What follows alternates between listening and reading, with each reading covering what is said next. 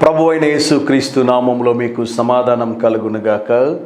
Shalom. మరొక నూతనమైన మాసములోనికి మనం ఎదుర్కోవడానికి దేవుడు మన ఎడల చూపిన కృప కొరకై దేవునికి కృతజ్ఞతాస్తుతులు మనమందరం కూడా చెల్లించవలసినటువంటి బాధ్యత ఈ ఉదయకాల సమయంలో మన మీద ఉందని దేవుని సేవకుడిగా తెలియజేస్తున్నాను. ఈ దినాన్ని, ఈ మాసాన్ని చూడలేక అనేక మంది గతించిపోయినను దేవుడు మన ఎడల ఆయన కృపను వెల్లడిపరచి మరొక నూతనమైన మాసమును ఎదుర్కోవడానికి దేవుడు సహాయం చేసినారు. ప్రాముఖ్యంగా మే మాసం అనగానే మీరు గమనించాలి, భారతదేశంలో ఉష్ణోగ్రత చాలా అధికంగా ఉంటుంది, వేడి అధికంగా ఉంటుంది. కనుక దయచేసి బయట ఎక్కువ తిరగకుండా ఇంటిలో ఉండడానికి ప్రయత్నం చేయండి. నీరు ఎక్కువగా తీసుకోవడానికి ప్రయత్నం చేయండి. కుండలు వాడడానికి ప్రయత్నం చేయండి. కుండలో నీరు చల్లదనము చాలా శ్రేష్టకరమైనదని దేవుని సేవకుడిగా తెలియజేస్తున్నాను. వయసు మీద పడిన వారి ఇంట్లో ఉంటే వారిని జాగ్రత్తగా చూసుకోవడానికి ప్రయత్నం చేయండి. ప్రాముఖ్యంగా బిడ్డలు మీ ఇంట్లో ఉన్నట్లయితే 5 గంటల తరువాత వారు బయటికి వెళ్ళడానికి అనుమతించండి. ఉదయకాల సమయంలో సెలవులు ఉన్నాయి కాబట్టి చిన్న బిడ్డలు ఉన్నట్లయితే వాక్యం నేర్పించండి, కంటత వాక్యాలు నేర్పించండి, బైబిల్ పట్టీ మొత్తం కూడా నేర్పించండి. బైబిల్లో ఉన్నటువంటి క్రిస్టియన్ ఫ్యామిలీ ట్రీ చార్ట్స్ మీకు అందుబాటులో ఉన్నాయి అమెజాన్లో. ఆది కాండము నుండి ప్రకటన గ్రంథం వరకు 2930 క్యారెక్టర్లు మనకు కనిపిస్తాయి. ఇవన్నీ కూడా పిల్లలకి నేర్పించడానికి ప్రయత్నం చేయండి. ఎండాకాలం కనుక దయచేసి ఆరోగ్యాన్ని జాగ్రత్తగా చూసుకోవాల్సిందిగా దేవుని సేవకుడిగా మీకు మనవి చేస్తున్నాను.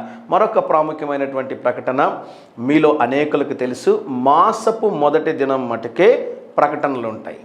మాసం అంతా కూడా 2 నిమిషాలు ఈ సందేశం ఉండినట్లుగా మేము ప్రయత్నిస్తున్నాం. కనుక దయచేసి మాసపు మొదటి దినమున జ్ఞాపకం చేస్తున్నటువంటి ప్రకటనలు జాగ్రత్తగా మీరు ఆలకించవలసిందిగా మనవి చేస్తున్నాను. అందులో మొదటిది, మీ ఇంటిలో బిడ్డలు ఉన్నట్లయితే మీరున్న ప్రాంతంలో జరుగుతున్నటువంటి VBS లేకుంటే CBS కార్యక్రమానికి మీ బిడ్డలని తప్పకుండా పంపించండి.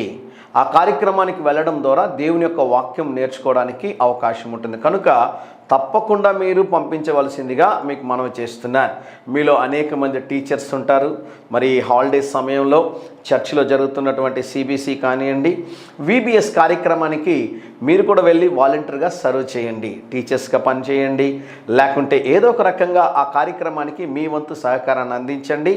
ఎవరు చెప్పని ఒక మాట నేను చెప్తుంటాను, ఏంటి అంటే, మీరు వెళ్తున్నటువంటి సంఘంలో, మీ సంఘంలో జరుగుతున్న కార్యక్రమానికి మీ గుప్పిలి విప్పి ఆర్థికంగా సహాయం చేయండి. మీ సంఘానికి వస్తున్నటువంటి ఆ VBS పిల్లలకి మజ్జిగ కొనియొచ్చు, లేకుంటే కూల్ డ్రింక్స్ కొనియొచ్చు, మధ్యాహ్నం పూట భోజనం ఏర్పాటు చేయొచ్చు, చివరి దినం ప్రైజ్ డిస్ట్రిబ్యూషన్ ఉంటుంది, దానికోసం ప్రైజులు మీరు కొనియొచ్చు.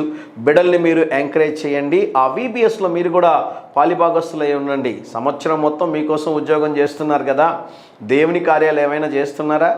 దేవుని పనిలో కూడా మీరు పాలిభాగస్తులై ఉండండి. తద్వారా దేవుడు విశిష్టమైనటువంటి దీవెనలు మీ పైన కుమ్మరిస్తాడు. కనుక ఇటువంటి కార్యక్రమాలకి మీరందరూ కూడా పాల్గొనవలసిందిగా, మీ వంతు సహకారం అందించవలసిందిగా మనవి చేస్తున్నాను.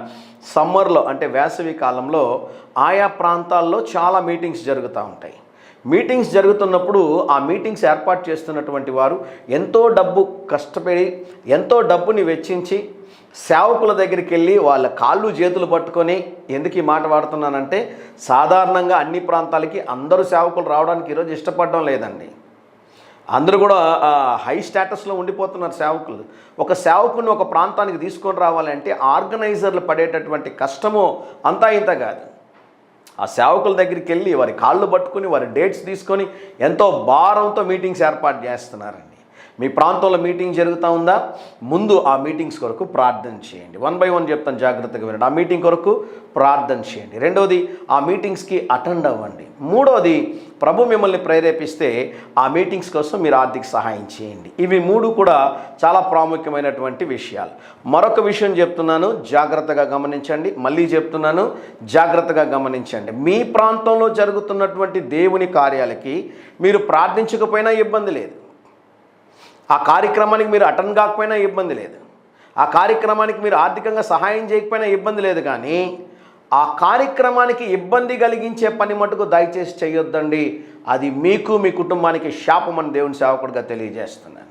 అది ఎవరి మీటింగ్ అయినా పర్వాలేదండి, అది ఏ డినామినేషన్ అయినా పర్వాలేదు, ఏ సంఘ భేదం లేదు మనకు. కనుక ఎవ్వరు మీటింగ్స్ చేస్తున్నా కూడా ఆ మీటింగ్స్ కొరకు మీరు ఆశీర్వాదకరంగా ఉండండి, కానీ ఆ మీటింగ్కి మీరు ఆటంకంగా శాపంగా మీరు మారొద్దండి.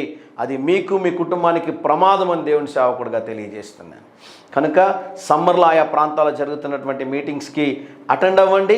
దేవుని యొక్క ఆశీర్వాదాలు మీరు పొందుకోవాలని దేవుని సేవకుడిగా తెలియజేస్తున్నాను. ఇవి అన్ని జనరల్గా తెలియజేసినటువంటి ప్రకటనలు. ఇప్పుడు మా పరిచర్య కోసం మీకు కొన్ని ప్రకటనలు తెలియజేస్తాను, జాగ్రత్తగా గమనించండి. అందులో మొదటిది, మా కుటుంబం కొరకు మీరు ప్రార్థన చేయండి. మా పరిచర్య కొరకు మీరు ప్రార్థన చేయండి. ప్రభు మిమ్మల్ని ప్రేరేపిస్తే ఆర్థికంగా సహాయం చేయడానికి ప్రయత్నం చేయండి. మరొక ప్రాముఖ్యమైనటువంటి ప్రకటన, మీలో అనేక మంది 2 నిమిషాల సందేశాన్ని అనేకులకు అందిస్తున్నారు. అందును బట్టి మీకు వందనాలు తెలియజేస్తున్నాను. కొంతమంది అయితే అమెరికాలో ఉన్నటువంటి వారి కుమారుడు, అల్లుడు, లేకుంటే వారి తోబుట్టువులకి ఈ యొక్క సందేశాలను పంపిస్తున్నారు. ఆస్ట్రేలియా దేశంలో వాక్యం అందించబడతా ఉంది. అండమాన్ నుండి అమెరికా వరకు అన్ని దేశాల పేర్లు చెప్పడం కష్టం, కానీ అనేక దేశాల్లో ఉదయకాల సమయంలో భారతదేశంలో ఉన్నటువంటి వారి ప్రియులు ఈ 2 నిమిషాల సందేశాన్ని వారికి అందిస్తున్నారు. వారందరికీ కూడా ప్రభునామంలో వందనాలు తెలియజేస్తున్నాను. నేను ఆయా దేశాలకు వస్తున్న సందర్భంలో ఈ 2 నిమిషాల సందేశం ద్వారా మీకు ప్రకటన తెలియజేస్తాను. దయచేసి మీరు కూడా మీటింగ్స్కి అటెండ్ అవ్వాల్సిందిగా దేవుని సేవకుడిగా మీకు మనవి చేస్తున్నాను. త్వరలో ఇజ్రాయెల్ దేశం వెళ్తున్నాను, యుద్ధం కూడా సమసిపోతూ ఉంది కనుక ఆ ప్రార్థన చేయవలసిందిగా మనవి చేస్తున్నాను. మే నెల 1వ తేదీ నేను గుడివాడ ప్రాంతానికి వస్తున్నాను.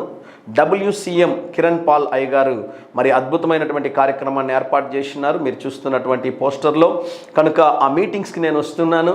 ఆ దగ్గర ప్రాంతంలో మీరు ఉన్నట్లయితే దయచేసి నన్ను పర్సనల్గా మీరు కలవలసిందిగా దేవుని సేవకుడిగా మీకు మనవి చేస్తున్నాను. మే మాసంలో ఆయా ప్రాంతాల్లో దేవుని యొక్క వాక్యాన్ని అందించడానికి వస్తూ ఉన్నాను. గుంటూరు ప్రాంతం, విజయవాడ ప్రాంతం, హైదరాబాద్, ఇలా అనేకమైనటువంటి ప్రాంతాలకి నేను వస్తున్నాను. కనుక దయచేసి మీరు గమనించండి. ఆ దగ్గర ప్రాంతాల్లో మీరు ఎక్కడైనా ఉంటే మీటింగ్స్కి రండి, నన్ను పర్సనల్గా కలుసుకోవాల్సిందిగా దేవుని సేవకుడిగా మీకు మనవి చేస్తున్నాను. అనుదినము ఉదయకాల సమయంలో ప్రభు మీతో మాట్లాడుతున్నాడని నేను నమ్ముచూ ఉన్నాను. ఈ ఉదయకాల సమయం కొరకు కీర్తనలు 121వ అధ్యాయము 6వ వచనము, పగలు ఎండ దెబ్బ అయినను నీకు తగలదు, రాత్రి వెన్నెల దెబ్బ అయినను నీకు తగలదు. దేవుని నామానికి స్తోత్రం కలుగునుగాక. పగలు ఎండ దెబ్బ అయినను నీకు తగులదని దేవుడు వాగ్దానం చేస్తున్నాడు. వడదెబ్బ కొట్టడం ద్వారా, సన్ స్ట్రోక్ ద్వారా అనేక మంది మరణిస్తున్నట్లుగా మనం ప్రతి సంవత్సరం చూస్తూ ఉంటాం. అయితే ప్రభు మీకు ఇస్తున్నటువంటి వాగ్దానం ఏంటి అంటే, ఏ ఎండ దెబ్బ, ఏ హాని మీకు కలగకుండా దేవుడు కాపాడుతాడని వాగ్దానం చేస్తున్నాడు. దేవుని నామానికి స్తోత్రం కలుగునుగాక. అయినా మనం కూడా వ్యక్తిగతంగా మన ఆరోగ్యాన్ని గురించినటువంటి బాధ్యత, ఇంటిలో పెద్దవారు ఉంటే వారిని కూడా పట్టించుకోవాల్సినటువంటి బాధ్యత మనందరి మీద ఉందని దేవుని సేవకుడిగా తెలియజేస్తున్నాను. పగలు ఎండ దెబ్బ మీకు తగులకుండా కాపాడుతానని దేవుడు వాగ్దానం చేశాడు. ఆశ్చర్యమైనటువంటి విషయం ఏంటి అంటే, రాత్రి వెన్నెల దెబ్బ అయినను నీకు తగలదు. రాత్రికాల సమయంలో వెన్నెల వల్ల మనకి ఏ సమస్య కలుగుతుంది? వెన్నెల చల్లదనాన్ని ఇస్తుంది, వెన్నెల వెలుతురుని ఇస్తుంది కదండి. అందరూ కూడా వెన్నెల్లో పడుకోవాలని ఆశపడతా ఉంటారు. అయితే నీకు రాత్రికాల సమయంలో వెన్నెల దెబ్బ తగలకుండా అంటే, యుద్ధాలు జరిగేది ఎప్పుడు రాత్రికాల సమయంలో జరుగుతాయండి. బైబిల్లో ఏ మాట కూడా ఊడికే రాయబడదన్నమాట. అనేక మంది మీకు గమనించండి, అనారోగ్య సమస్యలు, హార్ట్ అటాక్లు ఎప్పుడు వస్తాయి? రాత్రికాల సమయంలోనే వస్తాయి. గొడవలు ఎప్పుడు వస్తాయి? రాత్రికాల సమయంలోనే వస్తాయి. భయంకరమైన కార్యాలు ఎప్పుడు జరుగుతాయి?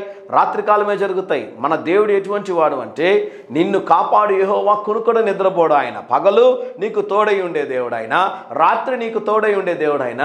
నిద్ర పంపించి నిద్ర లేపించేటటువంటి దేవుడు కాదండి ఈయన ఎటువంటి దేవుడు అంటే, నిత్యము నిన్ను కంటికి రెప్పలా కాపాడేటటువంటి దేవుడు ఆయన. కునుకడు నిద్రపోడని దేవుని వాగ్దానం సెలవిస్తుంది. ప్రియులారా, ఈ మాసం అంతా కూడా మీరు ఏ ఒక్కరోజు కూడా ఈ 31 దినాలు ఉదయకాల సమయంలో 2 నిమిషాల సందేశాన్ని మిస్ చేయొద్దండి.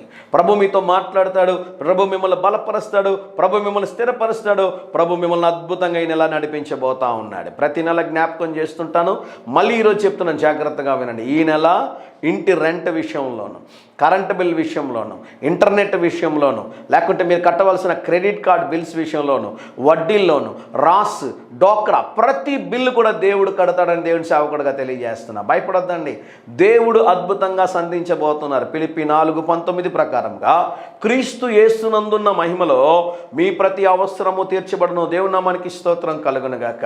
ఏ కలవరము వద్దు, ఏ భయం వద్దు, ఏ ఆందోళన వద్దు. ప్రభు అన్ని విషయాల్లో ప్రభు మీకు సహాయం చేస్తారని దేవుని సేవకుడిగా తెలియజేస్తున్నాను. సమ్మర్ కదండి, కుటుంబంగా ఎక్కడన్నా వెకేషన్కి వెళ్ళడానికి ప్రయత్నం చేయండి. ఫ్యామిలీతో టైం స్పెండ్ చేయండి.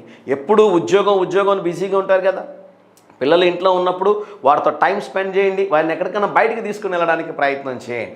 మొదటి మాసం కొంచెం సమయం అధికమైనట్టుంది, దయతో క్షమించండి. ఈ దినం మీరు తలపెట్టే ప్రతి కార్యంలో ప్రభు మీకు తోడుగా వచ్చి బలమైన కార్యాలు జరిగించునుగాక. ప్రియ పరలోకపు తండ్రి, మీరిచ్చిన ఈ శ్రేష్టమైన వాగ్దానము కొరకే మీకు వందనాలు.